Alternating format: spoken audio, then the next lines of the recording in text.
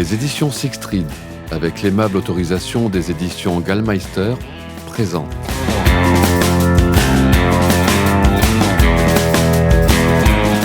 Les spectres de la Terre brisée, de Stephen Craig Zahler, interprété par Julien Pilet.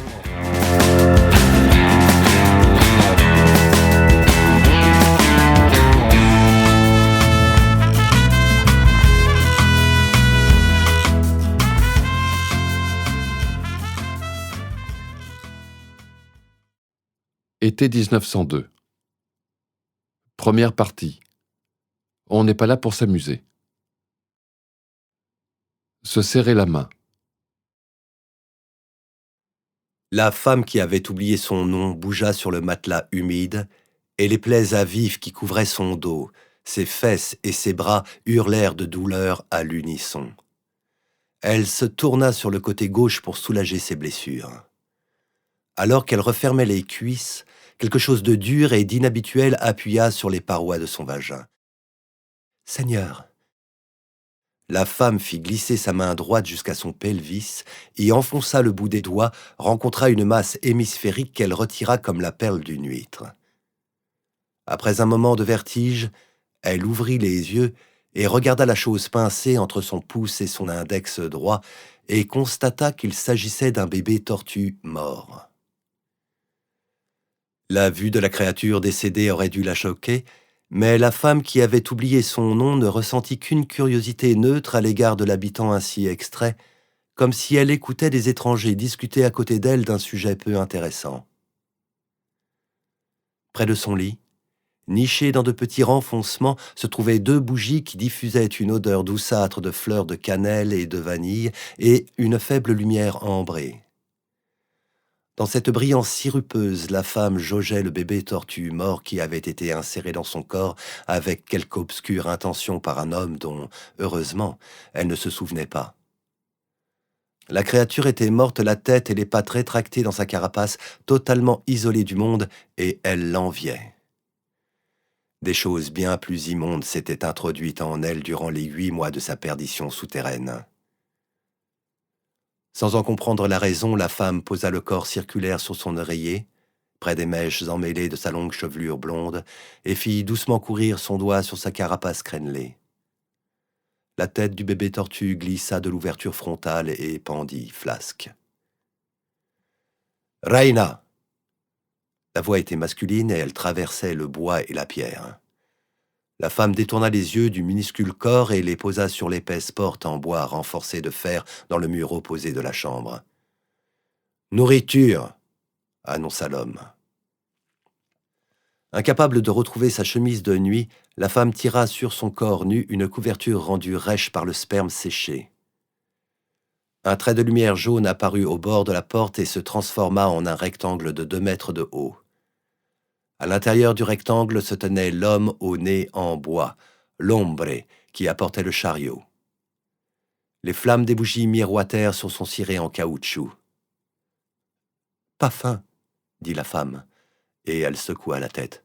« Pas de nourriture, no comida para mí. » L'homme au nez en bois ignora sa déclaration et fit rouler le chariot dans la pièce, le dirigeant par le levier qui dépassait du dessus.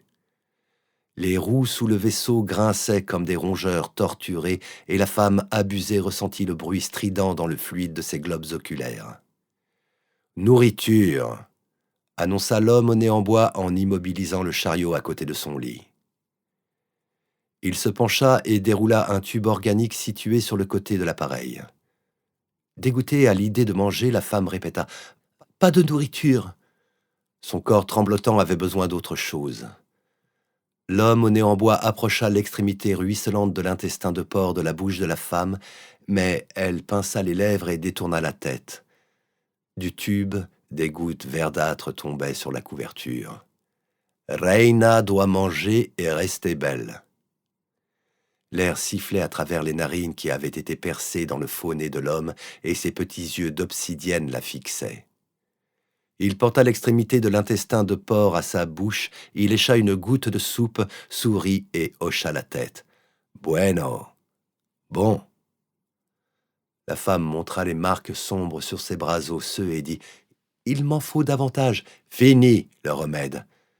Comme un incendie sur une étendue de bois sec, la peur consuma ses entrailles. Il m'en faut davantage. Elle eut soudain la bouche sèche. J'ai besoin de plus de remèdes. Ça fait des jours que... Fini. L'homme au nez en bois leva l'extrémité dégoulinante de l'intestin de porc. Por favor, reina, tu. Je ne mangerai pas tant que je n'aurai pas de remède. Un poing frappa brutalement l'estomac de la femme. Elle haleta, cherchant de l'air, et l'intestin de porc entra dans sa bouche. L'homme au nez en bois lui referma la mâchoire et pompa sur le levier. La soupe au goût d'ail, de moisi et de poulet pourri se déversa dans la gorge et l'estomac de la femme. Elle essaya de crier, mais à la place, crachota du potage aigre par les narines. « Bueno !» L'homme au nez en bois pompa une autre giclée aigre de soupe dans son corps, la regarda avaler, retira le tube et se mit à l'enrouler autour du récipient. « Tu as besoin de dormir. Dans 3 jours, c'est grosse fiesta. Tu as muy important client et le patron veut... »« Apporte-moi mon remède, » demanda la femme. « Plus de remède. Ça te rend malade. Les clients se plaignent que tu as les mains froides et que tes cheveux tombent. » Sans la protection des opiacés, la femme ne pourrait pas supporter une autre fiesta. « Je vais créer des ennuis si tu m'apportes pas de remède. Je vais encore souiller le lit. »« Non !» L'homme né en bois fronça les sourcils. « Pas faire ça !»« Tu m'apportes mon remède ou je souille ce lit pendant qu'un client est là. Ce sera de gros ennuis pour tout le monde. » L'homme au nez en bois siffla par les narines, se détourna de la femme étendue, fit rouler son chariot hors de la chambre, ferma la porte et tourna la clé. Seule et pleine de soupe immonde, la prisonnière fut gagnée par la somnolence et s'endormit. Dans son rêve, elle était une épouse heureuse, chef de cœur, qui vivait à San Francisco. Elle s'appelait Yvette. Yvette se réveilla. Son déshabillé, qu'elle ne se souvenait pas avoir enfilé, son visage et ses cheveux étaient trempés des sueurs dues au manque. Elle ouvrit les yeux et vit moins bien. Les bougies de la table de nuit avaient coulé pendant qu'elle dormait, et la pièce était plongée dans le noir, en dehors du petit ray de lumière qui filtrait sous la porte en chêne. Au pied du lit, elle distingua une forme vaguement triangulaire, comme une silhouette vêtue d'une cape, et prit peur. L'intrus respirait bruyamment. « Qui est là ?» demanda Yvette. L'intrus inspira, fit claquer sa langue et lâcha un éternuement explosif.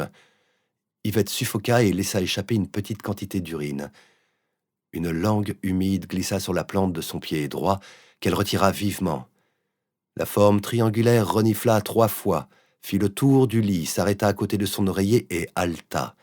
Une odeur de viande et de moelle atteignit ses narines. Yvette posa sa main droite sur un museau humide. Le chien gémit de plaisir au toucher, déploya sa langue charnue et lécha le sel qui avait séché sur son poignet. Après avoir vidé sa vessie dans le pot en métal qu'elle rangeait sous son matelas, Yvette craqua une allumette, partagea la flamme avec la mèche d'une bougie et moucha la tête phosphoreuse dans une fissure du mur. Le chien était un bâtard brun roux de 25 kilos avec des oreilles pointues, des sourcils sages et une grosse barbe qui poussait dans tous les sens autour de son long museau. L'animal candide la regardait droit dans les yeux comme le ferait un enfant innocent ou un amant. Depuis des mois, Yvette n'avait pas regardé dans les yeux quelqu'un qu'elle ne haïssait pas et elle sentit des larmes rouler sur ses joues. Les gouttes s'attardaient au bout de son menton et coulaient sur le matelas trempé. Peu impressionné par le cadre, le chien distingué se gratta le flanc et examina un ongle. « Salut !» dit Yvette à la créature. La gueule du chien s'ouvrit et se referma comme si l'animal avait eu l'intention de parler mais s'était ravisé. Il s'assit sur son arrière-train et leva sa patte droite. « Tu sais serrer la main ?» La bête la regarda d'un air impérieux.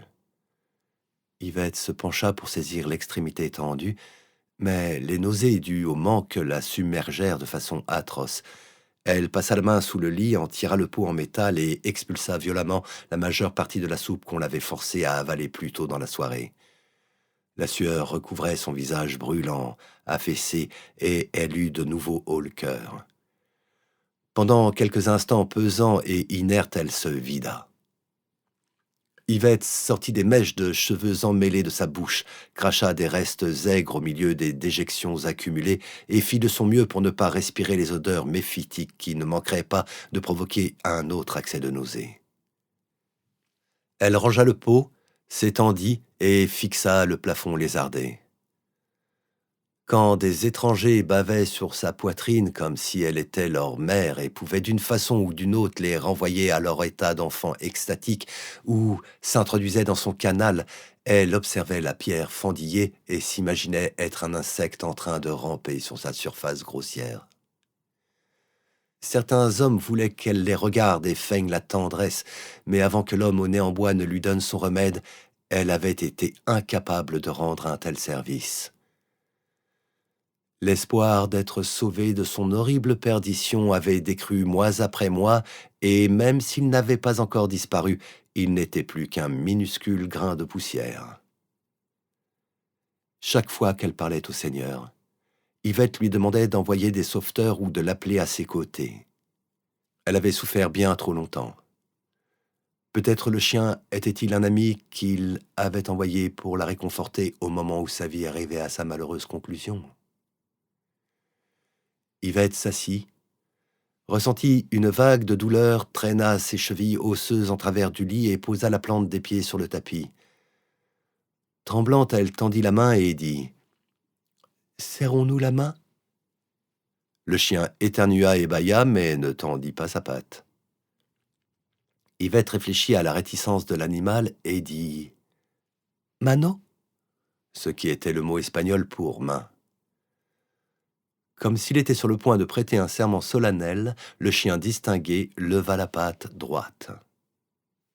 La prisonnière serra l'appendice et lâcha. « Comme ça, tu es mexicain ?» Le chien éternua. « Je ne vais pas t'en tenir rigueur. » Yvette réfléchit un moment et se souvint du mot espagnol pour parle. « Habla !» Le chien aboya et le jaillissement d'air lourd fit battre sa barbe. Du métal grinça à l'autre bout de la pièce. Yvette et son distingué compagnon de chambre regardèrent la porte. Derrière le portail ouvert, la silhouette dessinée par une torche encastrée dans le couloir, se tenait l'homme au nez en bois. Au lieu de son habituel ciré, il portait un pantalon marron et une chemise bordeaux fantaisie. Ses petits yeux attrapaient la flamme des bougies et brillaient comme deux étoiles lointaines. « Tu aimes bien Henri ?» demanda l'homme au nez en bois. Yvette sentit le mal se glisser dans la pièce. L'homme se gratta le cou et montra le chien de l'index. « Il s'appelle Henri. Tu l'aimes bien ?»« J'ai vomi la nourriture que vous m'avez donnée. » Yvette se pencha et sortit le pot en métal plein de ce qu'elle avait rendu. « Là-dedans, pouvez-vous... »« Henri est un chien de cirque de Mexico, » dit l'homme au nez en bois. « Le monsieur loyal est mort et sa fille a vendu les animaux pour lui acheter uno cercueil. »« J'ai faim, » dit Yvette, en une tentative de faire dévier la conversation. « Tengo hambre. Pourriez-vous... »« Henri !» Le chien regarda les minuscules taches de lumière qu'étaient les yeux de l'homme. « Venga aquí !» Yvette savait que ça voulait dire « viens ici ». Le chien se dirigea vers l'homme au nez en bois. « Alto !» Le chien s'arrêta. « Siéntate !» Le chien s'assit. L'estomac d'Yvette se serra. « Non !» L'homme claqua la porte. Le bois et la pierre heurtèrent le crâne du chien et il hurla. « Laissez-le tranquille !» Yvette se leva du lit, fut prise de vertige et s'effondra sur le matelas. « Ne lui faites pas mal !» L'homme au nez en bois rouvrit la porte. L'animal gémit pitoyablement, fit un pas en arrière, chancelant, retrouva l'équilibre et secoua la tête. « Venga aquí !» Le chien avança, la porte claqua sur son museau et quelque chose craqua. « Arrêtez !» cria Yvette. « Arrêtez ! Arrêtez !» L'homme au nez en bois ouvrit la porte. En se dévissant bizarrement la tête comme s'il observait le vol d'un bourdon ivre, le chien revint dans la pièce en boitillant. Du sang coulait de sa narine et de son oreille droite, et un éclat d'os blanc et luisant dépassait de son museau tordu.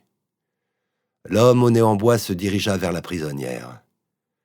Sur le dessus de ses mocassins, des perles décorées cliquetaient comme des dés. Le chien s'effondra sur le flanc, se remit sur pied, tourna en rond et secoua sa tête commotionnée, dégoulinante. À 1 mètre du lit, l'homme s'arrêta. « Reina, mírame, regarde-moi. » Yvette essuya les larmes de ses yeux et les leva. « Tu vas bien faire l'amour au client ou je vais beaucoup faire mal à Henri. »« Je serai gentille. »« Pas l'y souiller. »« Non, » confirma Yvette. « Bueno. » L'homme au nez en bois se détourna et passa devant le chien trébuchant. « Maintenant, on peut être copains. »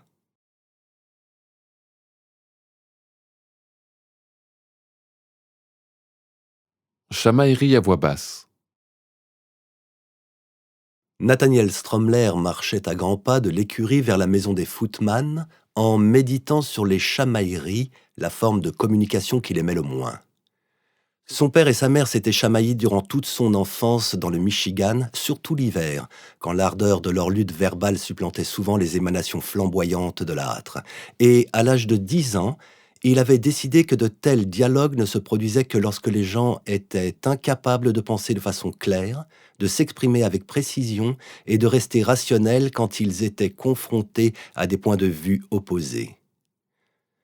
Kathleen O'Corley, la fiancée de Nathaniel, avait une autre opinion sur les chamailleries.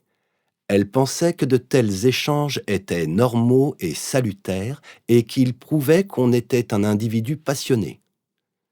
Il avait courtoisement réfuté son hypothèse. Nathaniel suivait l'allée de gravier en direction du carré noir qu'était la maison dans laquelle lui et sa fiancée vivaient, et le vent nocturne et frais du territoire du Nouveau-Mexique lui picotait la peau. Il craignait que l'annonce pliée qu'il transportait dans sa veste n'incitât Kathleen à lui montrer son amour avec force ergotage, raison pour laquelle il avait judicieusement attendu le moment où les Footman seraient à l'intérieur et pourraient les entendre s'ils élevaient la voix. « Soir, monsieur Stromler, » dit le noir aux cheveux blancs du nom de Sir, en agitant amicalement sa main droite à 4 doigts. Nathaniel lui retourna machinalement son geste, mais son esprit était si occupé à organiser les mots pour la discussion à venir qu'il oublia d'en proférer un en réponse. Sur la façade, les rideaux sombres du salon lui apprirent que les petits avaient déjà mangé et avaient été envoyés au lit.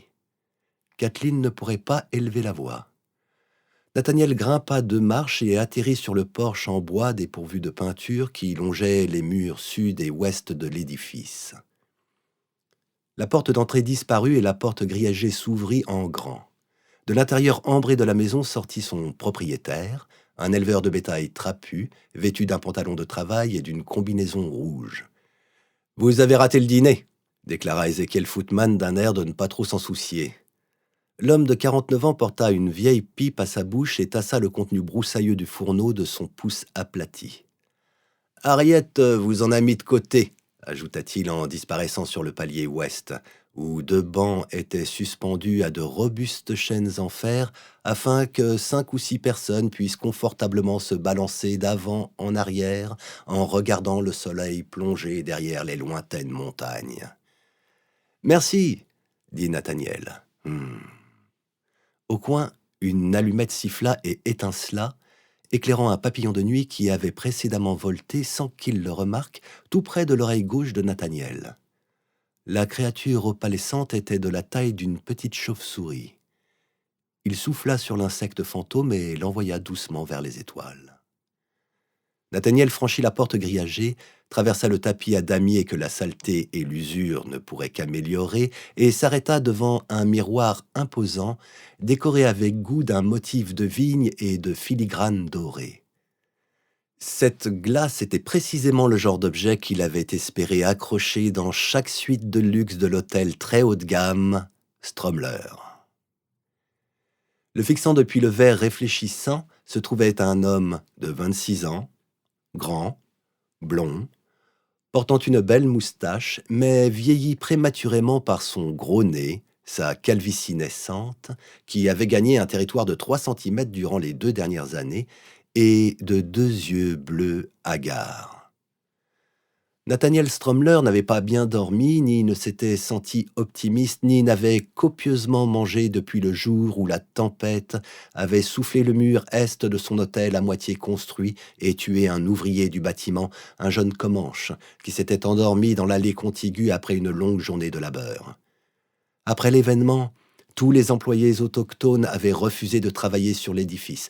Ils avaient l'impression que la mort était de mauvais augure. Et tous les Mexicains disponibles avaient augmenté leurs tarifs. Nathaniel avait épuisé presque toutes ses économies pour ériger ses murs et la perte était trop importante pour être surmontée par les fonds restants. La construction s'était interrompue. Le gentleman et aspirant hôtelier du Michigan essuya la poussière sur les revers de son col, mit une goutte d'huile sur ses paumes et lissa ses cheveux raides et ternes en arrière. Il examina ses dents à la recherche de peaux de maïs. Il n'avait mangé que 2 épis salés ce jour-là. Vit avec irritation le nombre de rides qu'un simple sourire gravait sur son visage et positionna ses lèvres dans leur ambivalence horizontale. Nathaniel se détourna de lui-même et monta l'escalier à grands pas, traversa un horrible tapis à pois en direction du réduit que lui et sa fiancée partageaient comme des prisonniers depuis 16 mois, depuis le jour où les vents de la catastrophe avaient soufflé. Parce que le plus éloigné des locataires de la chambre de bébé ne pouvait se trouver à plus de 4 mètres de la porte, il frappa tout doucement sur le bois.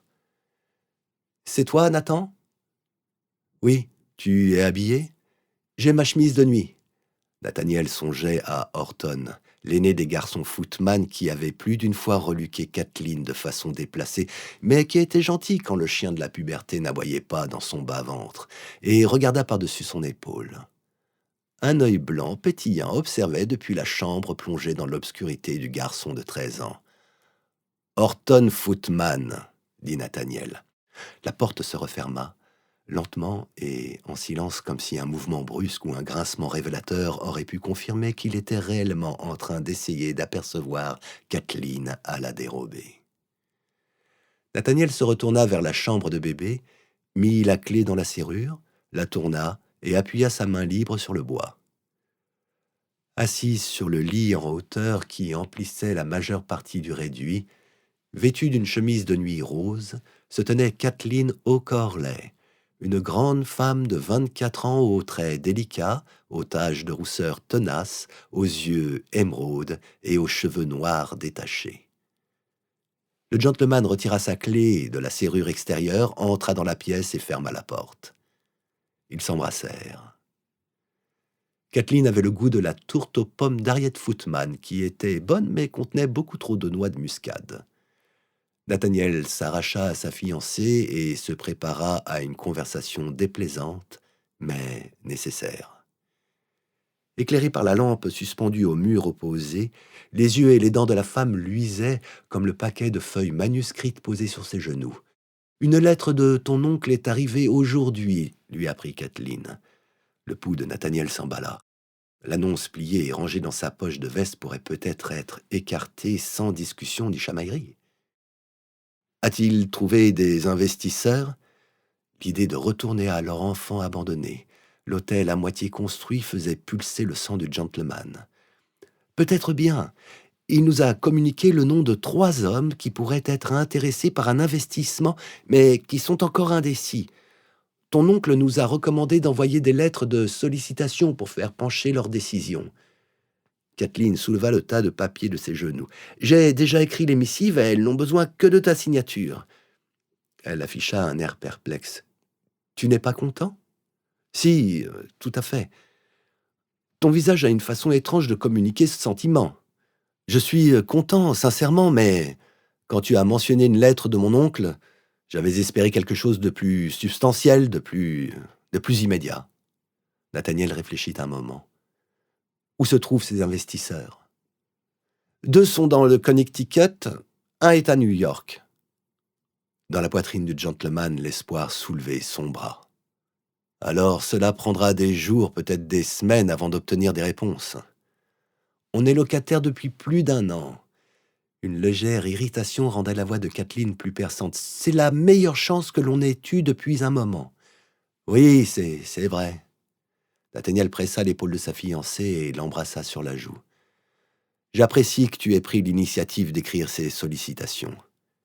Lis-les attentivement qu'on puisse les envoyer rapidement.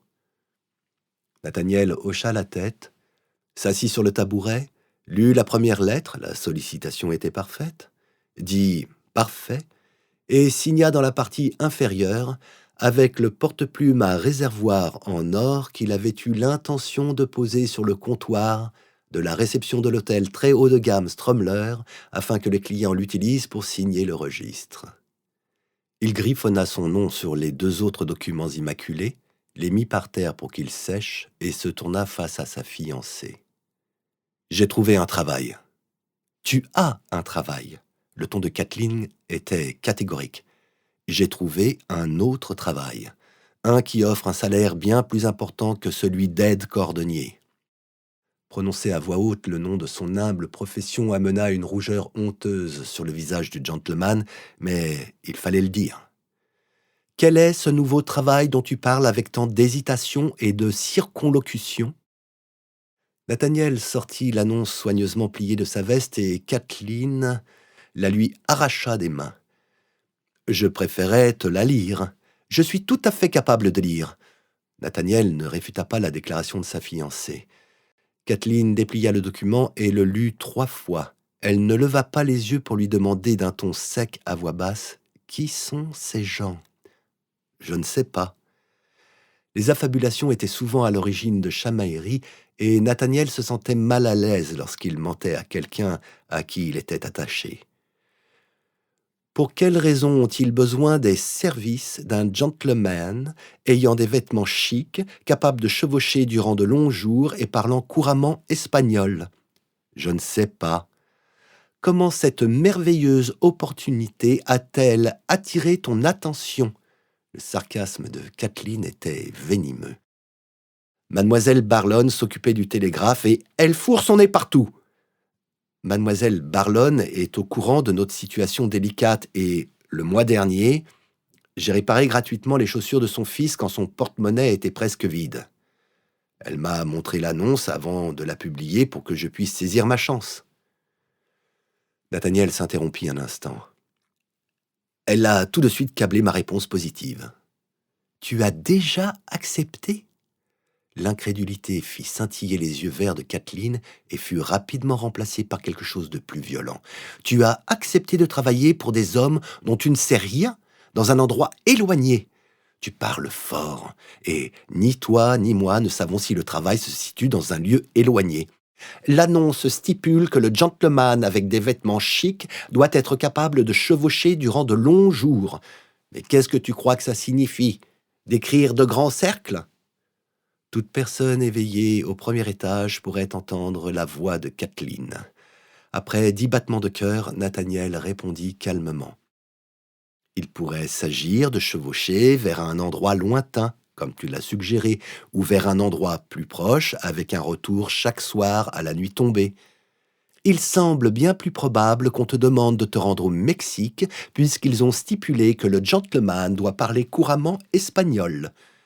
C'est une possibilité réaliste, admit Nathaniel. Je ne sais pas. Mais tu as l'intention de me laisser là et de partir loin à cheval avec des étrangers, qu'importe l'endroit où ils pourraient te conduire. J'ai l'intention de gagner $450 en 1 semaine. Kathleen pinça les lèvres comme si elle était sur le point de cracher du venin dans les yeux de son fiancé. Le salaire offert est assez important pour que l'on puisse se poser des questions sur la sécurité de ce travail et sa légalité. À moins que ce soit quelque chose d'illégal ou d'immoral, je ferai ce que l'on me demandera. Incrédule, Kathleen secoua la tête. Et je n'aurai aucune influence sur cette décision? Tu as donné ton opinion. Au moment où tu étais sourd aux opinions contraires, tu as pris ta décision au sujet de cette affaire bien avant notre discussion. C'est vrai, admit Nathaniel. Je dois le faire. La femme renifla. Et si je te disais que je quitterais le territoire du Nouveau-Mexique et retournerais dans ma famille à l'Est si tu prenais cet emploi? Je t'aime profondément, mais si tu n'es plus certaine que je puisse être un bon mari, si tu ne crois plus que mes actes nous feront avancer vers un plus grand bonheur, je t'encourage à aller chercher une meilleure vie avec quelqu'un d'autre. Nous ne sommes pas encore mariés. Kathleen était abasourdie. L'anxiété noua l'estomac de Nathaniel. Il ne pensait pas que Kathleen l'abandonnerait, mais la possibilité était réelle. C'était une femme intelligente, éduquée et attirante, et elle n'avait pas pris un train vers la frontière pour travailler en tant que bonne pour la famille Footman pendant que son fiancé réparait des chaussures.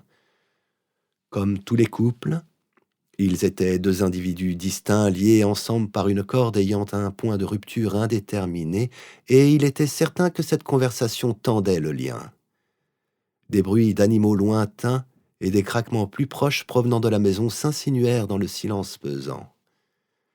Incapable de respirer l'air qui devenait plus dense, le gentleman dit « Il faudrait 5 mois pour gagner autant d'argent à la boutique. 4 mois. » Le ton de la femme était cassant. « Kathleen, si le travail est dangereux ou illégal, je n'irai pas. » Devant le visage suspicieux de sa fiancée, le gentleman ajouta « C'est une somme très importante. » « C'est vrai. » La voix de la femme était plus douce. Le poids quitta les épaules de Nathaniel. La chamaillerie était terminée. « Et, » ajouta le gentleman, « il est possible que ces employeurs soient tout simplement des hommes riches pour qui $450 ne représentent pas grand-chose. » « Le style utilisé dans l'annonce ne reflète pas une bonne éducation, » répondit la femme, « mais j'imagine que c'est possible. » Nathaniel traversa la pièce d'un petit pas, s'assit sur le matelas et embrassa Kathleen. Elle le laissa faire un moment, puis se recula, hâtivement, comme s'ils étaient des adolescents se faisant la cour et que la tête réprobatrice d'un parent venait de se matérialiser dans une fenêtre. « Ne prends pas cet air si désespéré. Tu t'es détourné de moi, » déclara Nathaniel, qui était rarement repoussé. Il posa à nouveau ses lèvres sur celles de sa fiancée, mais elle garda la bouche fermée en un refus obstiné. En se reculant, le gentleman fit remarquer « Je me suis mieux débrouillé la première fois. »« Pas ce soir, » déclara la femme. « J'ai trop de soucis en tête pour être sentimentalement présente à tes côtés. » Nathaniel posa sa main droite sur la toile de peau nue encadrée d'un décolleté en dentelle et appuya, pressant gentiment Kathleen pour qu'elle s'étende. La femme résista. « Je suis trop préoccupé par ton départ. » Dans un sourire, le gentleman dit « S'il te plaît, allonge-toi. »« Nathan, je n'ai pas la tête à... Je comprends. Et je promets que je resterai complètement habillé. » Nathaniel regarda dans les yeux émeraudes de Kathleen et sentit son cœur battre fortement sous la paume de sa main droite. « C'est entièrement dans ton intérêt. » Les joues de la femme laissèrent apparaître plusieurs taches de rousseur clandestine et elle hocha la tête. « Allonge-toi. » Kathleen s'étendit dans les boucles de ses cheveux noirs et le tissu chatoyant de sa chemise de nuit rose et fut gentiment accueillie par le matelas bourré de paille. Nathaniel posa ses lèvres sur la peau douce juste au-dessus de son genou gauche nu et apposa un second baiser sous la chemise de nuit, à l'endroit exact où sa jambe rejoignait son pelvis. Il souffla de l'air chaud sur le nexus de la femme et son corps tout entier frissonna. En faisant courir le bout de ses doigts sur l'intérieur de la cuisse de sa fiancée, le gentleman demanda « Me permettras-tu de modifier ton humeur ?» Kathleen donna sa permission. L'aspirant hôtelier et gentleman bilingue sur le point de partir en voyage regarda au-dessus du corps allongé de sa fiancée, par la fenêtre, le ciel gris lumineux que ni le soleil ni la lune ne traversaient. Durant les intermèdes de ces 3 heures et demie de sommeil fractionné, Nathaniel avait réfléchi aux investisseurs de la côte Est, au nouvel emploi et aux travaux qu'il pourrait engager sur son hôtel en miettes avec 450 $, plus les 624 billets qu'il avait économisés les 13 derniers mois. Et il était anxieux. Même s'il était encore fatigué, il savait qu'il ne se rendormirait pas et décida donc d'entamer sa journée. Nathaniel escalada les longues jambes de Kathleen, posa doucement la plante de ses pieds nus sur le sol. Si l'on marchait sans précaution, les lattes du plancher imitaient les bébés qui occupaient la chambre par le passé, et se pencha en avant, déplaçant lentement sa masse jusqu'à ce qu'il se retrouve debout. Il enfila une tenue de cavalier jaune par-dessus sa combinaison, attrapa ses chaussures, fit un pas vers l'est, tendit sa main libre, tourna la clé, sortit, ferma la porte et se dirigea vers le grenier où ses sacs de voyage étaient rangés puisque lui et sa fiancée logeaient dans une chambre construite pour des êtres humains qui ne possédaient rien de plus gros que des couches, des tétines et des dents de la taille de Grindry. Bâillant en silence, Nathaniel s'engagea dans le couloir du premier étage, passa devant la chambre principale en direction de l'échelle en bois qui menait au grenier. Une porte s'ouvrit derrière le gentleman qui marchait à pas de loup et il se retourna. De la chambre plongée dans l'obscurité émergea Ézéchiel qui grattait sa nuque hirsute, un endroit qui semblait perpétuellement le démanger, tandis que son bel estomac renflé pointait entre les pans écartés de son peignoir écossais. L'homme trapu bâilla ses salutations. « Bonjour, répondit Nathaniel. Il fait frais pour l'été. » Ézéchiel regarda par-dessus l'épaule du locataire et dit « Vous montez au grenier ? Il faut que je récupère mes bagages et quelques vêtements. Je serai absent une semaine. » L'éleveur de bétail pencha la tête sur le côté, peut-être pour donner à la main qui grattait sa nuque quelques nouvelles latitudes, et demanda « Pour affaire ? » ?»« C'est ça.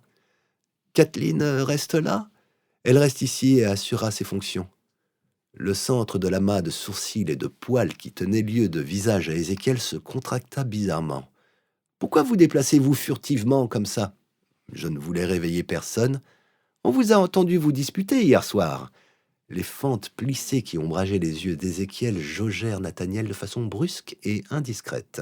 « Je ne m'enfuis pas. » Le sous-entendu irritait le gentleman, mais il passa outre l'affront. « Vous ne trouverez pas mieux que cette femme. » Ézéchiel baissa la main qui grattait sa nuque et y posa l'autre. « Je l'ai vue avec mes enfants et je l'ai vue marchander avec les commerçants ou les réprimander s'ils essayaient de l'escroquer. Elle a tout pour elle, parfaite et belle, et elle est quand même restée avec vous quand ce vent a bousillé votre hôtel. » « J'aime Kathleen, et je n'ai nullement l'intention de l'abandonner. Je m'excuse de vous avoir dérangé hier soir, mais elle et moi avons amicalement résolu nos différends. » Peu convaincu, l'éleveur de bétail pinça les lèvres. « Allez donc la réveiller si vous voulez vérifier la véracité de mes propos, » suggéra Nathaniel. Il eut du mal à ne pas laisser transparaître l'amertume dans sa remarque. « Ce n'est pas nécessaire. » Ézéchiel replaça sa main d'origine sur sa nuque, tira le peignoir, bâillant sur son ventre, se retourna et entra dans sa chambre. Il y a des tas de types prospères à Leesville qui lui feraient la cour si vous traîniez trop longtemps ou louvoyez. Aucune réponse ne sortit des lèvres pincées du gentleman. La porte de la chambre se referma.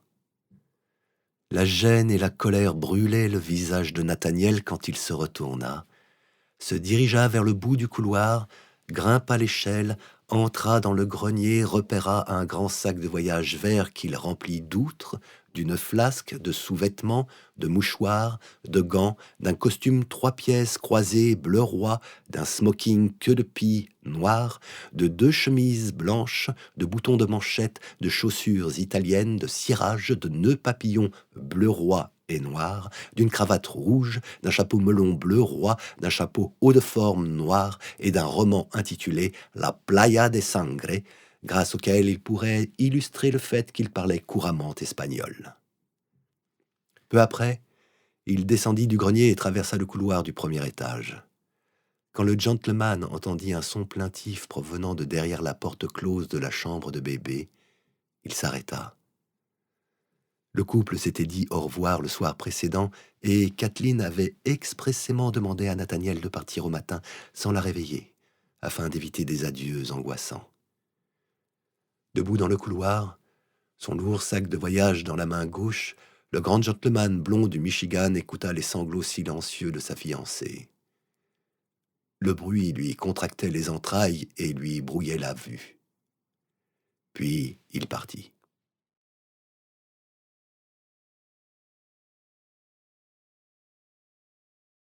Les Pluckford. Brent Pluckford inspira profondément et, accompagnant un air frais matinal qui n'était pas de saison, arrivèrent les odeurs qui emplissaient la chambre d'hôtel. Les sous-vêtements humides, le savon, le bois moisissant, le cuir huilé, la fumée de cigares froides et le bourbon bon marché. Le cow-boy de 29 ans ouvrit les yeux et vit Long Clay, dont le grand corps mince était vêtu d'une chemise noire et d'un pantalon assorti, debout au pied de son lit comme l'ombre d'un épouvantail en fin de journée. L'homme aux cheveux argentés montra du doigt la personne qui dormait près de Brent. « Réveille-le. »« D'accord. » Long Clay se dirigea vers la fenêtre. Brent s'assit, étira ses muscles raidis, passa une main dans ses cheveux bruns ondulés et regarda à sa gauche. À plat ventre sur le lit voisin du sien se trouvait son jeune frère Stevie Pluckford, profondément endormi et portant le caleçon long de la semaine passée. « Stevie, il faut que tu te lèves, on y va. » L'homme de 21 ans grogna. « Debout !» ordonna Brent. « Tout de suite !» Le cow-boy secoua l'épaule gauche de son frère. Stevie repoussa d'une tape la main de son aîné et tira une couverture sur sa tête. « T'aurais pas dû boire autant de bourbon !» le réprimanda Brent. « Je t'avais dit de pas le faire. »« Va retirer en enfer !» L'oncle sortit un pistolet noir, le saisit par le canon et se dirigea vers le lit. Au grand homme maigre, Brent dit « Je vais le faire !» La crosse du pistolet frappa la masse qui constituait la tête de Stevie. Le jeune homme cria, repoussa la couverture et frotta son oreille couleur tomate. « Merde, ça fait mal !» Stevie leva les yeux vers le visage triangulaire de Long Clay, sur lequel se trouvaient des yeux bleus froids, une fine moustache grise et une bouche dépourvue de lèvres, et renonça à lui dire en face ce qu'il pensait. Le tireur professionnel se détourna du jeune homme, rengaina le 6 coups l'un des deux à sa ceinture et traversa la chambre. Assis sur le rebord de la fenêtre, la silhouette éclairée par le ciel gris maussade, se trouvait John Lawrence Pluckford, un homme énorme, portant ses 56 ans, une barbe broussailleuse et une salopette grise usée. Plus de picole jusqu'à ce qu'on rentre. La gorge de l'homme semblait pleine de feuilles d'automne sèches. « J'ai pas bu tant que ça, » se défendit Stevie. « J'ai seulement... »« Ne fais pas répéter papa, » dit Brent. « On n'est pas là pour s'amuser. »« Je le sais !» Brent ressentit une terrible douleur dans sa poitrine en réfléchissant au but de leur voyage. Un poing cogna 3 fois à la porte. Les 2 pistolets dégainés décrivirent un arc de cercle sur la chemise noire de Long Clay, telles des étoiles filantes. Une clé chatouilla les gorges plaintives de la serrure et la porte s'ouvrit. Debout dans le couloir, 2 côtelettes d'agneau dans la main gauche se trouvait Patch-Up, un noir, petit et grassouillet, aux cheveux gris vêtu d'un costume marron bien plus fin que tous les vêtements portés par les hommes blancs. Il regarda l'extrémité des revolvers de Long Clay. L'un était braqué sur son visage et l'autre pointé sur son cœur, et mastiqua sans la moindre peur. La bouche pleine de nourriture, le noir dit « Si c'est à cause des côtelettes d'agneau, je veux bien passer un marché. » L'as du revolver grand et maigre rengaina ses armes et se détourna. Patch-Up avala, entra dans la pièce et ferma la porte. « Bonjour tout le monde. »« Jour, » répondit Brent. « Jour, » croissa Stevie. Le noir se dirigea vers la fenêtre et tendit la seconde côtelette d'agneau à l'énorme patriarche. « Tes préférés ?» John Lawrence Pluckford secoua la tête et tourna à nouveau son regard vers l'aube grise de l'autre côté de la fenêtre. La barbe broussailleuse qui poussait sur son visage et son cou ressemblaient à une explosion d'indignation. Elle est bien cuite, ajouta le noir. L'homme énorme ne fut pas davantage intéressé. Pas, dit Brent, il faut que tu manges. On a une longue chevauchée aujourd'hui. John Lawrence Pluckford prit les victuailles offertes, murmura « Merci » et se tourna à nouveau vers la fenêtre grise. La côtelette d'agneau resta dans ses mains épaisses comme un instrument de musique dont il n'aurait pas su jouer. Brent s'étira, posa la plante des pieds sur la moquette écossaise usée et se dirigea vers la commode jaune sur laquelle ses sous-vêtements lavés étaient étalés, ressemblant à des hommes gris tout plats. « Il est où, l'Indien » demanda Stevie à Patchup. « T'as oublié son nom ?»« Non. Les gens ont des noms pour une bonne raison, même les nègres et les Indiens. »« Il est où Deep Lake ?» demanda Stevie. « C'est Deep Lakes, » déclara Patchup. « Il y a un S à la fin. »« Mais c'est qu'une seule personne, c'est son nom. » Stevie se leva du lit et s'étira. « T'essayes de me mettre en colère ? Tu devrais respecter la façon dont les gens veulent qu'on les appelle. Tu veux que je t'appelle Stovey ? Non. Il est où Deep Lakes ? C'est pas. » Brent quitta des yeux son caleçon long, humide et demanda. « Il n'a pas dormi avec toi dans les quartiers des serviteurs ?» « Les cuisiniers ne voulaient pas coucher avec un Indien, » déclara Patchup. « Je leur ai dit qu'il était civilisé, mais ce sont des Noirs suspicieux. Deep Lakes a dit qu'il camperait quelque part et qu'il quitterait la ville en même temps que nous. »« Il aurait dû venir me voir pour se plaindre, » dit Brent, mécontent que l'autochtone ait été ostracisé. « Il ne veut pas imposer sa compagnie là où on ne veut pas de lui. »« D'accord. » Brent rangea des chaussettes mouillées qui sentaient encore le savon dans sa valise, et, à côté, Stevie commença à rassembler ses affaires. À l'intérieur du placard, quelque chose fit un bruit sourd, suivi par un gémissement à peine audible. La colère assombrit le visage de Brent. « Putain de bougre d'idiot !» lança Stevie. L'oncle traversa la chambre et ouvrit la porte du placard. Debout, à l'intérieur du réduit, vacillant très légèrement, se trouvait un grand coffre noir.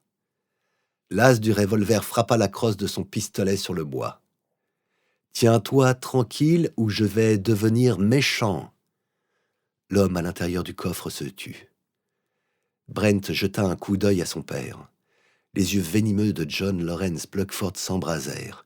La côtelette d'agneau qu'il n'avait pas mangée tomba dans la sueur et l'homme énorme fit claquer sa main sur la crosse de son fusil à canon scié noir. « JL !» avertit Patchup. Brent se précipita vers la fenêtre, saisit le poignet droit de son père et dit « Laisse tomber !» L'oncle s'interposa entre John Lawrence Pluckford et le coffre et extirpa une flasque de bourbon de sa poche arrière. La lumière brilla sur le flacon argenté et éblouit les yeux fous du patriarche. « Calme-toi, » dit le tireur professionnel. John Lawrence Pluckford relâcha sa prise sur le fusil à canon scié, prit la flasque des mains de l'oncle, tourna le bouchon et inséra le goulot dans le maquis qui entourait sa bouche invisible. Il avala 3 gorgées et recommença aussitôt à fixer le matin gris. Comme souvent depuis plus de 6 mois, l'énorme patriarche était au-delà des mots. Patchup récupéra la côtelette d'agneau à terre, essuya la sueur à la surface et l'enveloppa dans un morceau de papier paraffiné. L'oncle regarda Brent et Stevie. « Vidangez le coffre et mettez-le dans le chariot, tout de suite. »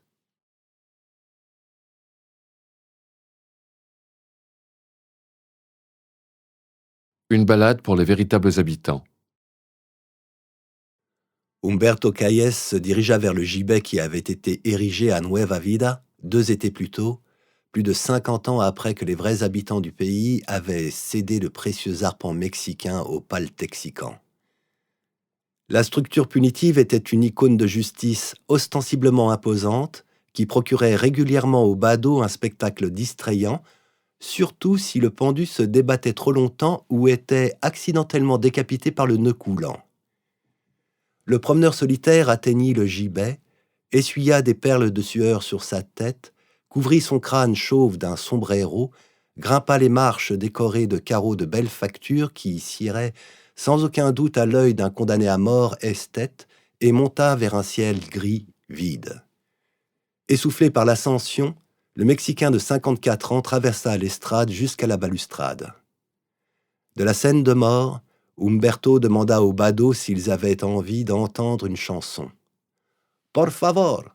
crièrent 8 des 24 personnes en dessous. Humberto parcourut des yeux l'assemblée pour voir si des officiels de la ville se trouvaient dans l'assistance. Il ne voulait pas que leur respectable structure serve à des attractions non fatales, mais il ne vit personne qui pourrait lui causer d'ennui. Tout en accordant les 4 cordes tendues sur les frettes incrustées de joyaux de sa guitarita bleue lustrée, le baladin examinait la foule. L'assemblée comprenait des gens peu pressés, des couturières, des fermiers et des vieillards. Humberto décida donc d'interpréter une chanson longue et mélancolique qui ferait appel à leur sensibilité. Il plaqua un accord sur le manche laqué de son instrument et, avec les ongles épais qui dépassaient au bout des doigts de sa main droite, pinça les cordes avec précision.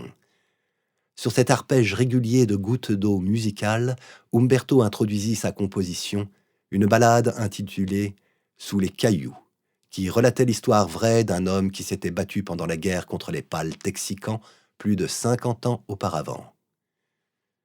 Tout en grattant un riche accord augmenté, Humberto commença à chanter.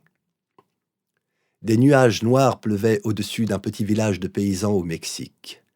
Dans une maison en adobe vieille de seulement 3 saisons, un homme du nom d'Alexander disait au revoir à sa femme, Gabrielle, enceinte de leur premier enfant. L'homme de 25 ans regrettait profondément de laisser sa bien-aimée, mais la guerre contre les pâles texicans se passait mal, et il avait besoin de voir les vrais habitants de la terre conserver ce qui leur appartenait de droit. Gabrielle pleurait. Humberto joua quelques notes aiguës isolées dans un style pizzicato sur les cordes les plus fines de sa guitarita. Malgré sa tristesse, la Mexicaine altruiste ne protesta pas contre le départ de son mari parce qu'elle savait qu'il faisait son devoir. Ils s'embrassèrent. Humberto emboîta 2 airs qui se fondirent en une ligne mélodique pleine d'harmonie, le refrain de leur amour. Accompagné de 4 de ses amis d'enfance, Alexander quitta la petite ville, voyagea vers le nord et rejoignit un régiment en déroute qui campait sur une hacienda du Texas dont l'armée mexicaine s'était récemment emparée. Les gringos avaient gagné 2 batailles décisives dans la région environnante et le supérieur d'Alexander, el Capitán Jesús Garcia, savait qu'une manœuvre peu orthodoxe était nécessaire pour défaire les Texicans. Le plan de l'officier était simple. Alexander et ses 4 amis d'enfance devaient se cacher dans un défilé montagneux utilisé par les messagers ennemis et abattre les porteurs de missives avant qu'ils n'atteignent le fort texican. Alexander, un homme éduqué qui parlait espagnol et anglais, modifierait les documents de façon à ce qu'ils soient à l'avantage des vrais habitants de la terre et remettrait les lettres corrigées sur les corps des messagers afin que les gringos du fort les trouvent. Les soldats doutaient de pouvoir remplir leur mission, mais la fin de la guerre approchait et de telles manœuvres désespérées étaient courantes. Humberto joua 2 fois une lente mélodie descendante qui représentait le courage déclinant du Mexique. La veille du jour prévu pour le départ du détachement, Alexander reçut une missive de Gabrielle datant d'1 semaine dans laquelle elle lui apprenait qu'elle avait fait une fausse couche. Elle avait enveloppé le minuscule bébé mâle dans un châle, l'avait enterré derrière la maison près de l'étang et avait décoré la tombe de cailloux lisses qu'elle avait pris au fond du ruisseau à l'endroit où elle et Alexander s'étaient tenus un jour, au crépuscule, et avaient échangé leur premier baiser. Humberto joua la mélodie de leur amour. Alexander demanda au capitaine Jesús Garcia de lui accorder 2 jours de permission. Le soldat blême escomptait chevaucher vers le sud jusqu'à son village, consoler sa femme, pleurer et concevoir un autre enfant avant d'entamer sa mission désespérée et improbable. L'officier supérieur s'attendait à ce qu'une troupe de messagers texicans traverse le défilé dans un futur proche et n'accéda pas à la requête d'Alexander. Le baladin gratta violemment sa guitarita, puis étouffa les cordes. Sous l'estrade du gibet se tenaient 27 spectateurs, chacun imaginant une version personnelle et idiosyncrasique de l'histoire qu'il racontait. Alexander envoya une lettre à sa femme dans laquelle il lui demandait de chevaucher vers le nord et de se cacher dans une grange abandonnée située à la limite orientale de l'hacienda. Il savait qu'elle ne recevrait pas la missive avant au moins 6 jours. Umberto fit des fioritures de ses ongles longs et accéléra vivement la chanson. Alexander et ses 4 amis se rendirent dans le défilé où ils allaient tendre une embuscade aux messagers texicans. Dans un abri tranché sauvage abandonné, le quintet se cacha et attendit. 2 semaines plus tard, les messagers texicans s'engagèrent dans le défilé, un groupe de 30 gringos pâles. Le baladin joua des triolets effrénés, la foule de 31 personnes était immobile et silencieuse. Même si le rapport de force était de 6 contre 1, le détachement d'Alexander, armé de vieux pistolets et de couteaux, affronta l'ennemi. La moitié des pâles texicans périrent dans la bataille et 4 des Mexicains tombèrent morts sur le sol qui leur appartenait de droit. Alexander fut poignardé à l'estomac et reçut une balle dans la jambe gauche. Umberto pinça violemment les cordes de sa guitarrita et s'interrompit. Sans s'accompagner de son instrument, il parla. La mission était un échec. Le baladin joua une lente mélodie épurée en accords mineurs. Alexander se mit à 4 pattes et rampa vers l'hacienda. Il avait froid et il avait soif, mais il ne fléchit pas. La mélodie lente et épurée en accords mineurs fut répétée. Alexander atteignit l'hacienda et rampa sur l'herbe, vers la grange, où il espérait retrouver sa bien-aimée, Gabrielle. La nuit tomba pendant qu'il avançait, lentement et dans une immense souffrance, mais le Mexicain était implacable. À l'aube, Alexander entra dans la grange. Il rampa sur la paille, passa devant les vaches aux pieds déchirés et les chèvres en sang qui s'étaient entre-dévorées. Gabrielle cria son nom, descendit de sa cachette et se précipita à ses côtés. Umberto joua la mélodie de leur amour. Peu après avoir conçu le bébé qui grandirait afin d'écrire et chanter cette chanson, Alexander mourut dans les bras de Gabrielle. Le public sous le gibet applaudit et cria son approbation tandis que le dernier accord s'estompait. « Gracias » dit Umberto, « gracias ». À travers cette ballade, Alexander était vivant et les Mexicains connaissaient son nom et songeaient à tous les sacrifices honorables qui avaient été faits plus de 5 décennies plus tôt par les vrais habitants de la terre contre les pâles Texicans. Le cœur de l'interprète se réchauffa en voyant 2 octogénaires essuyer de l'humidité sur leurs joues rugueuses. « Bonita cantando » complimenta une septuagénaire burinée qui serrait les coups allongés de 2 poules noires dans son poing à couleur bronze. Des pesos d'or et d'argent cliquetèrent et recouvrirent la doublure en feutre bleu de l'étui de guitare qu'Umberto avait posé plus tôt au pied du gibet. À ses bienfaiteurs, le baladin dit « Gracias, amigos, gracias ». La foule n'était pas assez importante pour apporter une somme d'argent conséquente, mais Umberto ne s'en souciait pas tant que ça. Les cavaliers d'Amérique allaient bientôt dissiper ses problèmes financiers.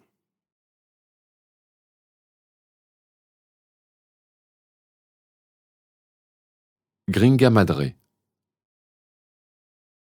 L'homme qui sentait les viscères de poisson boucha les narines de la femme en les pinçant et plaqua la paume de son autre main sur sa bouche. Son ventre nu se frottait du nord au sud sur celui de la prostituée comme une limace hirsute, traînant une transpiration aigre. Entre les jambes de la femme, un feu brûlait. Elle accéléra le mouvement pour tenter de presser l'homme qui sentait les viscères de poisson vers un orgasme rapide, certaine qu'une fois qu'il aurait répandu son fluide, il la libérerait, s'excuserait et se sentirait plein de remords. Ce n'était pas la première fois qu'il l'étouffait. L'homme regarda sa poitrine mordue se balancer et marmonna le mot « madre ». La femme, une gringa de 10 ans sa cadette, savait que c'était le mot espagnol pour mère. 1 minute sans air passa. La douleur entre les jambes de la femme devint plus aiguë et les plaies de son dos hurlèrent. À l'intérieur de sa carapace violentée, elle suffoquait. Son cœur pilonnait sa poitrine tandis que l'homme la pilonnait, elle. Même si la vie qu'elle menait maintenant ne la ravissait pas, la femme ne voulait pas mourir sous un misérable malodorant qui ne remarquait pas qu'elle avait expiré avant que la température de son corps ne descende jusqu'à atteindre celle de la glaciale pièce souterraine. Sa mort devait avoir plus de sens que ça. Gringa madre. Tout le corps de la femme battait au rythme de son cœur désespéré et ses poumons privés d'oxygène brûlaient. Madre. La respiration de l'homme accéléra et son ventre huileux couina sur son abdomen, vacillant entre les deux pôles. La femme sentait son cœur marteler sa gorge. Gringa madre. Le ventre poilu couina à nouveau. La femme perdit la vue et gifla le visage de l'homme aussi fort qu'elle le put. Du fluide chaud se déversa dans son corps. Les mains qui obstruaient son nez et sa bouche se retirèrent. Elle haleta. De l'air froid se précipita dans ses poumons brûlants. Après 2 grandes inspirations, la vue de la femme revint, floue et pleine de sphères clignotantes. « Désolé, » dit l'homme qui sentait les viscères de poisson. La femme commença à tousser. « Pas microbe. » Inquiet pour sa sécurité, l'homme dégagea son membre ratatiné et se leva du lit. « Bon sang !» La femme referma ses jambes meurtries. L'homme enfila son pantalon rouge, noua une ceinture en corde autour de sa taille, glissa ses pieds dans 2 sandales en cuir et en bois, se dirigea vers une niche, tendit la main à l'intérieur, fouilla dans ses affaires, en sortit une bouteille plate et la porta à la femme. « Bébès !» Il posa la flasque sur son estomac. « Bonne boisson !» La femme examina la flasque en bois, gravée du mot ou du nom « Coco », enleva son bouchon et but. L'alcool avait goût d'huile pour lanterne fruitée, mais elle l'avala, pressée de tout atténuer. Après sa 4e gorgée, elle tira un drap humide sur ses extrémités douloureuses et regarda le hideux visage de Coco. « No sofocarse !» Elle ne savait pas dire « enchantée de faire votre connaissance » en espagnol, mais elle savait dire « ne m'étouffez pas ». « Désolé !» Assis tout au bout du lit en bois, Coco pencha sa tête pleine de bosses et fixa ses horribles doigts de pied, qui ressemblaient à des racines alignées en 2 groupes de 5. Le remords se lisait sur son visage. La femme y vit une occasion à saisir. « Je vais dire au grand jefe que tu m'as soffocarse. » Une putain morte avait encore moins de valeur qu'une carcasse de coyote. Par conséquent, l'asphyxie était une distraction interdite. La tête pleine de bosses pivota vers la femme. « C'était accident. » Les racines de ses sandales s'agitèrent sous l'anxiété. « Je t'ai dit, je suis désolé. » Il déglutit, la gorge sèche. « Ne dis pas agri. » « Si je dis agri que tu m'as fait soffocarse, il ne te laissera pas venir à la grosse fiesta et plus jamais de gringa madre pour toi. » Mettant à contribution toutes les vapeurs de réflexion emprisonnées dans son crâne, Coco examina sa fâcheuse situation. « Je jouais, c'est tout. J'ai fait jamais mal à la gringa madre. Pour de vrai, je jouais. Fais quelque chose pour moi et je ne dirai pas à Gris ce que tu as fait. »« Quoi, toi, vouloir ?» demanda Coco. « Je veux pas te faire échapper d'ici. Je veux des informations, je veux savoir si quelqu'un est encore vivant. »« Qui ?»« La femme blonde qu'ils ont emmenée ici avec moi. »« Elle s'appelle comment ?» demanda Coco. « Yvette. »« Ella es tu hermanita ?»« Si. » répondit Dolores, « c'est ma petite sœur. »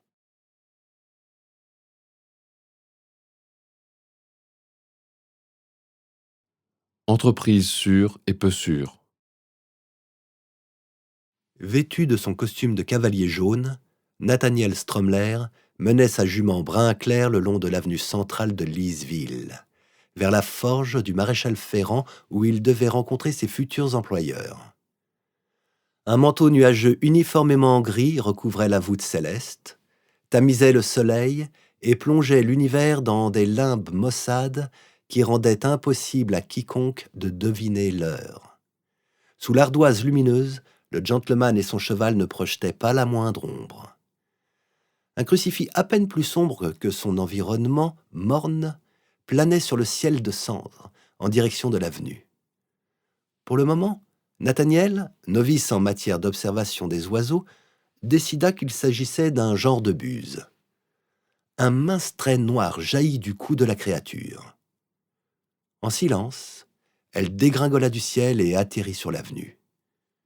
Un petit homme à la peau sombre, les cheveux noirs grisonnants aux épaules, portant des vêtements en toile de Nîmes et un arc étrange, se dirigea, la démarche de guingois, vers la buse à terre. Nathaniel s'approcha de l'archer, et un second individu, un homme corpulent portant un costume vert et une couronne de cheveux blancs autour de sa tête par ailleurs chauve, sortit d'une boutique voisine et battit des mains. « Il est certain que vous vous servez bien de ce truc, » s'enthousiasma l'aîné. « Je peux jouer un peu avec ?» L'archer, un autochtone d'une 50aine d'années, secoua la tête en un refus muet. Il jeta l'étrange arc sur son épaule gauche nue et s'agenouilla près de la carcasse de l'oiseau. L'aîné corpulent demanda « Vous avez l'intention de vous faire un ragoût de buse? Peut-être des tacos à la buse ?» Il réfléchit un moment. « Buse au vin ?»« Je vais manger ses yeux et son esprit. » Un sourire fourbe ne suffit pas à dissimuler le trouble de l'homme corpulent. L'autochtone arracha sa flèche, la glissa dans une rainure au dos de sa veste et attrapa l'oiseau par les serres. La tête de l'animal pendait et des perles vermeilles gouttaient des trous de son cou. Sans un mot de plus, l'autochtone disparut dans une ruelle avec sa prise. Nathaniel jeta un coup d'œil aux perles de sang déposées sur l'avenue en terre comme un jeu de billes rouges, essuya la sueur glacée sur son front et tenta de ne pas songer à sa fiancée, seule et pleurant dans la chambre de B&B de la maison des Footman. Se dirigeant vers l'est, le gentleman passa devant la boutique de bougies Harding, un magasin de montres Gousset et celui de vêtements pour femmes de Dame Gertrude, l'apothicaire, la boulangerie, le boucher de Liseville et l'armurier. De la poussière pleine d'ambition était escortée hors des porches par les poils sifflants de gros balais. Nathaniel approchait d'un petit groupe disparate dont le centre d'intérêt était un grand chariot surmonté d'une bâche verte en loques réparée avec un caleçon long jaune. Deux hommes bronzés d'1,70 m, vêtus de vêtements beiges et humides et aux cheveux châtains bouclés, jetaient des couvertures sur les dos nus de chevaux attachés devant la forge du maréchal Ferrand. Étendus sur la barre se trouvaient 4 autres couvertures qu'un noir grassouillet, aux cheveux gris, vêtu d'un costume marron, battait avec une canne durcie par le feu. Il apparut immédiatement à Nathaniel qu'il s'agissait d'hommes pauvres pour qui 450 $ représentaient une grosse somme. Il tira doucement sur les rênes de sa jument brun clair et ralentit l'allure de l'animal. Les frères ajustaient les étoffes drapées sur les chines des animaux et le noir donnait de grands coups sur une couverture. Sans lever les yeux de sa tâche, le frère aîné manœuvra de façon à ce que son torse se retrouve de l'autre côté de son cheval, dissimulé au regard de Nathaniel, qui vit son épaule droite se soulever. Le plus jeune frère, dont les yeux rouges trahissaient soit la fièvre, soit une terrible gueule de bois, s'interrompit, se coucha sur son cheval et se mit à transpirer. Le noir avait disparu. Nathaniel supposa que le frère à couvert tenait un revolver derrière le corps du Mustang et il stoppa sa jument brun clair. « Bonjour ?» Reluquant les hanches et le sac de voyage du gentleman, le frère aîné hocha la tête. « Je ne porte jamais d'armes, » annonça Nathaniel. Un grand coup le fit sursauter. Il regarda à sa droite et vit que le noir était revenu avec sa canne. « On dirait qu'il n'en a pas de planqué. » L'homme de couleur éternua à une distillation humide de la poussière qu'il avait soulevée. « Non. » L'épaule droite du frère aîné se relâcha et il observa le gentleman à cheval. « Êtes-vous Nathaniel Stromler ?»« Oui. Êtes-vous Brent Pluckford ou John Lawrence Pluckford ?»« Brent. » L'homme fit le tour de son cheval en direction du gentleman, le jaugeant ouvertement. « Où sont vos vêtements chics ?» Il avait un fort accent texan. « Dans mon sac de voyage. »« Montrez-moi ces vêtements. » Les bottes humides de Brent couinèrent. « Je veux voir. » Cette brusque demande contraria Nathaniel et il décida de répondre sur le même ton. « Montrez-moi la rétribution que vous avez l'intention de m'offrir. » Brent s'arrêta juste devant les naseaux de la jument brun clair du gentleman. « Mon père a l'argent dans son portefeuille.